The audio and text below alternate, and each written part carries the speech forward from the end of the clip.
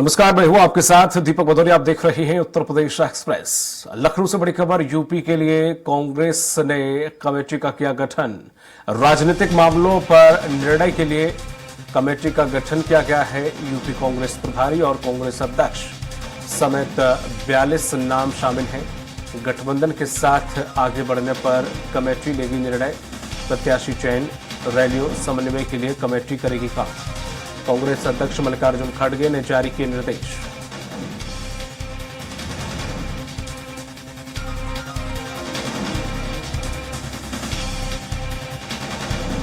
UP Congress प्रभारी और कांग्रेस अध्यक्ष समेत 42 लोग शामिल। राजनीतिक मामलों पर निर्णय लेगी यह कमेटी।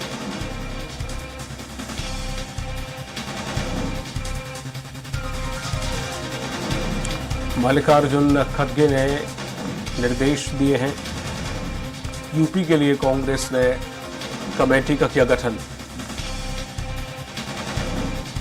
राजनीतिक मामलों के निर्णय के लिए यह कमेटी का गठन किया गया है। यूपी कांग्रेस प्रभारी और कांग्रेस अध्यक्ष समेत 42 नाम शामिल।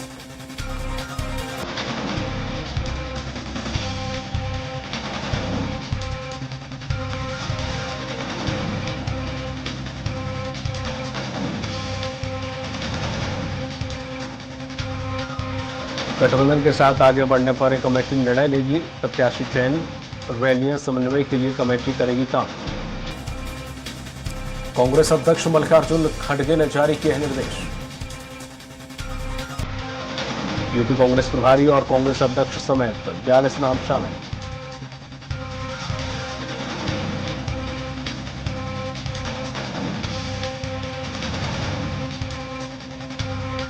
यूपी के लिए कांग्रेस ने कमेटी का किया गठन। लखनऊ से इस वक्त की बड़ी खबर। राजनीतिक मामलों पर निर्णय लेगी कमेटी।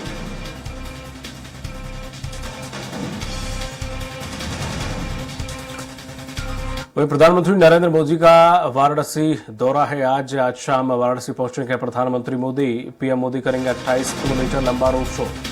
काशी विश्वनाथ धाम में कर सकते हैं दर्शन पूजन। 10 मार्च को आजमगढ़ में जनसभा भी करेंगे पीएम। आजमगढ़ में विकास योजनाओं का करेंगे शिलान्यास। सीएम योगी और प्रदेश अध्यक्ष भूपेंद्र चौधरी भी रहेंगे मौजूद। राज्यपाल आनंदीबेन पटेल भी करेंगी पीएम की अगवानी। इस वक्त की बड़ी खबर में आपको बता रहे हैं कि आज शाम वाराणसी पहुंचेंगे प्रधानमंत्री नरेंद्र मोदी। पीएम मोदी करेंगे 28 किलोमीटर लंबा रोड शो। काशी विश्वनाथ धाम में कर सकते हैं पूजा पाठ। 10 मार्च को आजमगढ़ में भी जनसभा करने वाले हैं प्रधानमंत्री मोदी।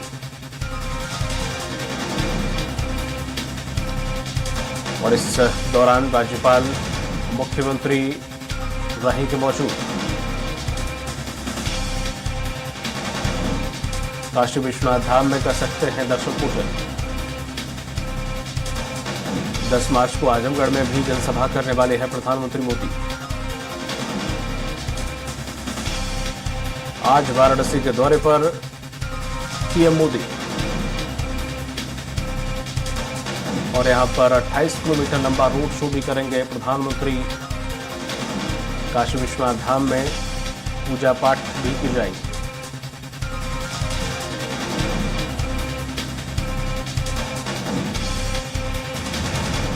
प्रधानमंत्री का आज वाराणसी दौरा।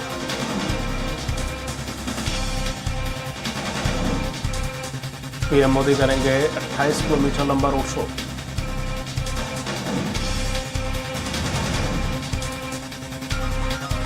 दस मार्च को आजमगढ़ में भी जनसभा करने वाले हैं प्रधानमंत्री मोदी।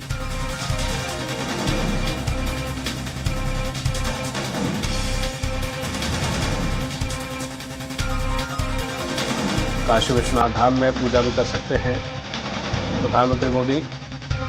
आज शाम पहुंचेंगे वाराणसी।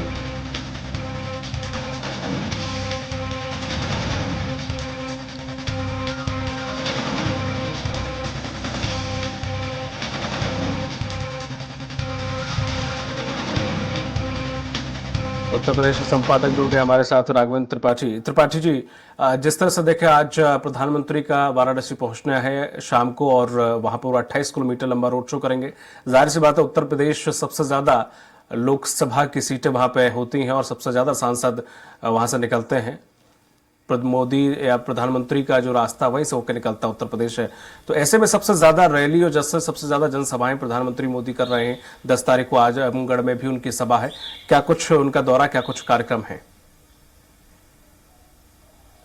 देखिए दीपक जी, बनारस प्रधानमंत्री मोदी का संसदीय क्षेत्र जरूर है, लेकिन पूर्वांचल की कई सीटों पे असर डालता है। और प्रधानमंत्री मोदी जब तीसरी बार उम्मीदवार घोषित किए गए, अभी कुछ दिन पहले सूची आई थी बीजेपी की 195 प्रत्याशियों के, उसमें प्रधानमंत्री मोदी का भी नाम था। और प्रधानमंत्री मोदी प्रत्याशी घोषित होने के बाद पहली मर्तबा आ रहे हैं काशी। आज रात में 10 बजे बाबतपुर एयरपोर्ट पर उतरेंगे, वहां से 28 किलोमीटर लंबा रोड शो करेंगे जो DLW रेल कारखाना तक जाएगा।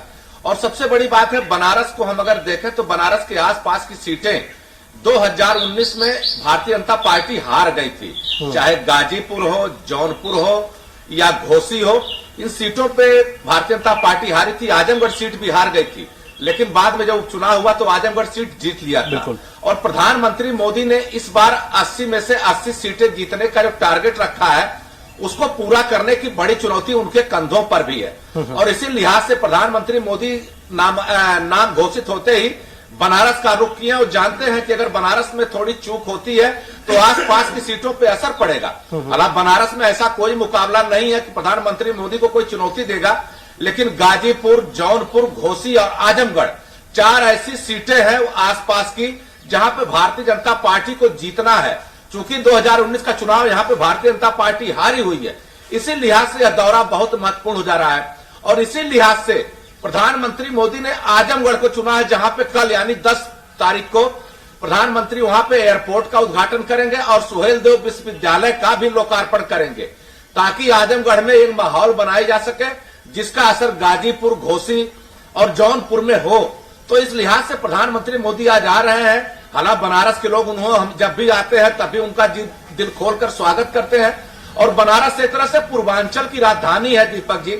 बनारस में जितने भी लोग हैं वो आसपास के जिलों को लोग निवास करते हैं। वोटर गाजीपुर में है, लेकिन उनका कारोबार बनारस में है, नौकरी बनारस में करते हैं। तो ऐसे में बनारस में से एक संदेश देने की कोशिश करेंगे प्रधानमंत्री मोदी, ताकि उसका असर पूर्वांचल सहित बिहार के आसपास के जिलों में जाए। और इसी नाते आजमगढ़ को चुना, जहां आजमगढ़ में मुलायम सिंह का गढ़ हुआ करता था, अखिलेश यादव का गढ़ कहा जाता है, उस गढ़ को भी भेदने की चुनौती है। और इस बार प्रधानमंत्री मोदी चाहते हैं कि गाजीपुर, जौनपुर, घोसी और आजमगढ़ को जीता जाए। बनारस के साथ साथ इन सीटों पर भी इनकी नजर है। इसी लिहाज से यह दौरा बहुत महत्वपूर्ण है। हालांकि अभी तक प्रधानमंत्री मोदी बनारस का 38 बार दौरा कर चुके हैं जब से प्रधानमंत्री बने हैं। एक सांसद के तौर पर, एक नेता के तौर पर वो बनारस को बहुत तवज्जो देते हैं, लेकिन उनकी नजरें आसपास की सीटों पर भी हैं। वो जानते हैं कि एक एक सीट उनके लिए कितनी महत्वपूर्ण है।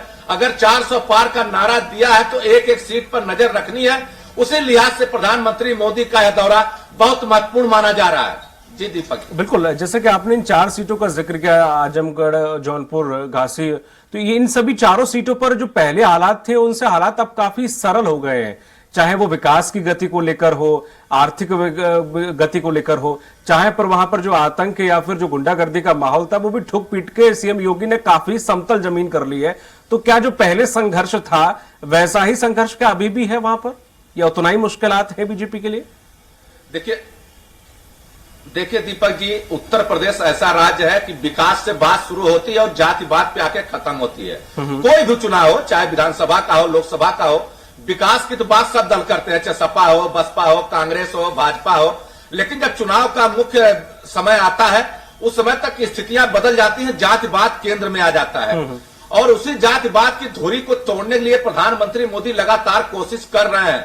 आज पीडीए का नारा अखिलेश यादव दे रहे हैं, लेकिन प्रधानमंत्री मोदी ने सबका साथ, सबका विकास, सबका प्रयास का नारा देकर बहुत काम किया उन्होंने। और उसी काम के बूते अब सुहेल जो समाजवादी पार्टी के नेता है, ओम प्रकाश राजभर, उनको अपने पास जोड़ा, चूंकि पूर्वांचल में उनकी संख्या ज्यादा है। लोनिया बिरादरी से दारा सिंह चौहान आते हैं, उनको भी भारतीय जनता पार्टी ने मंत्री बनाया है, उनको भी जोड़ा है। तो इसी लिहाज से यादव वोट बैंक में सेध लगाने की लगातार कोशिश कर रहे हैं। दिनेश लाल यादव निरहुआ आजमगढ़ से प्रत्याशी बनाए गए हैं। तो कुल मिलाकर विकास के साथ साथ जो सामाजिक समीकरण है उसको भी साधना बहुत जरूरी होता है। केवल आप विकास के बूते पे उत्तर प्रदेश में अगर चुनाव जीतने की मंशा रखते हैं तो यह एक तरह से दीवा स्वप्न है। क्योंकि जब चुनाव आता है तो कहीं न कहीं जातिवाद, संप्रदाय और क्षेत्रवाद सब सिमट कर एक मजबूत मुद्दा बन जाता है और उसी मुद्दे को भेदने के लिए प्रधानमंत्री मोदी लगातार काम कर रहे हैं। हालांकि कुछ हद तक इसमें कामयाब हो चुके हैं। जो एक समय था जातिवाद का नारा था कि केवल सवर्ण जातियां भाजपा के साथ रहती थी, आज वह टूट चुका है। आज ओबीसी एक मुश्त भारतीय जनता पार्टी के साथ है। अगर हम यादव वोट की बात करें उसमें भी सेध लगा चुके हैं प्रधानमंत्री नरेंद्र मोदी। दलित वोट बैंक की सियासत मायावती करती थी, लेकिन 2022 के चुनाव में केवल एक विधानसभा सीट मायावती की पार्टी बहुजन समाज पार्टी जीती थी। तो दलित वोट बैंक में भी भारतीय जनता पार्टी ने सेध लगाया है। उसी अपने अभियान को और मजबूत करने के लिए प्रधानमंत्री मोदी कल पूर्वांचल पे है, यानी बनारस में है और आजमगढ़ के दौरे पे जाएंगे, ताकि सभी जातियों को, सभी मतभेदों को भुलाकर सबको एक साथ लेकर जो 4 सीटें पिछली बार हारे थे उनको भी जीत कर अपने आंकड़े को और आगे बढ़ा सके। जी दीपक जी, तमाम जानकारी साझा करने के लिए सर आपको बहुत बहुत शुक्रिया।